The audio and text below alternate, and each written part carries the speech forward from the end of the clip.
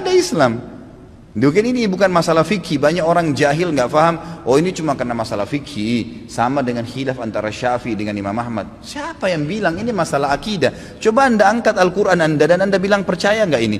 Syekh Shinqiti rahimahullah pernah beliau mengangkat, diajak debat sama satu syekhnya orang-orang Syiah dari Iran di musim haji. Dia bilang ayo kita berdebat, cari mana yang benar. Kata Syekh Shinqiti boleh, tapi diangkat Al-Quran di Masjid Nabawi. Ini di depan para murid-muridnya. Nih saya angkat, kalian percaya nggak Quran ini? Supaya kalau kita berselisih bisa kembali ke sini. Apa kata syekhnya? Saya nggak percaya. Kata Syekh Shinqiti kalau kita nggak usah berdebat. Untuk apa berdebat? Nggak ada rujukan. Karena mereka anggap Quran ini kurang. Bayangkan Quran kitabullah yang kita jadikan sebagai asas yang kita pertama dianggap tidak benar. Bagaimana itu? Dan terlepas daripada itu, saya sudah pernah bawakan buku apa itu Syiah. Jelas sekali kok, gitu kan? Jelas sekali Syiah itu siapa, dibentuk oleh Abdullah bin Sabah, orang Yahudi, dan bukan dari kaum muslimin, orang-orang yang memukul-mukul dirinya sampai berdarah-darah dengan alasan mengatakan Husain. Siapa di antara ahli sunnah yang mengkafirkan Ali bin Abi Thalib radhiyallahu anhu? Ada?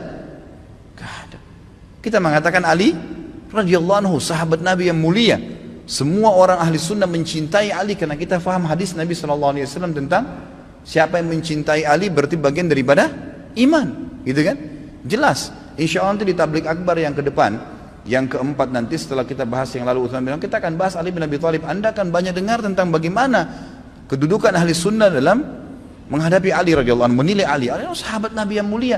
Sedangkan yang terjadi antara Ali sama Aisyah saja di perang Jamal, perang Unta yang terjadi di perang Siffin dengan Muawiyah, tetap ahli sunnah mengatakan Ali dalam keadaan benar dan terjadi fitnah di antara mereka, gitu kan? Terjadi fitnah di antara mereka, dan itu memang ada bahasan sendiri tentunya. Jadi ahli sunnah tidak ada yang mengkafirkan sahabat, tidak ada yang mengatakan Quran kurang, tidak pernah mau memerangi orang-orang yang mengatakan dirinya Syiah, gitu kan, didakwai. Tapi kalau kita balik orang Syiah, mengkafirkan sahabat, Aisyah, Abu Bakar, mengatakan Quran kurang, menghalalkan darahnya kaum muslimin dari ahli sunnah, dan fakta lapangannya ada. Ratusan ribu orang dibunuh di negeri Syam, di Syria, di Irak, sekarang masuk ke Yaman. Ya wajar saja gitu kan, keputusan yang diambil oleh pemimpin Saudi sekarang membawa nama kaum muslimin ini berbahaya, akan membantai umat Islam, nanti akan membuat masalah, maka diseranglah, gitu kan. Dan sekarang sudah fatwa disepakati oleh para ulama sunni, ahli sunnah di dunia, Allah alam Indonesia. Karena saya lihat satu-satunya negara yang tidak ikut Indonesia saja. Malaysia pun sudah ikut sekarang, gitu kan. Melihat ini adalah memang jihad di jalan Allah Subhanahu wa taala. Karena ini orang-orang yang bugat, orang yang membuat kerusakan di muka bumi, nggak boleh dibiarin, nggak boleh dibiarin. Memang sudah begitu. Saya tidak mengatakan teman-teman di Indonesia ayo kita perangi Syiah, tidak saudaraku.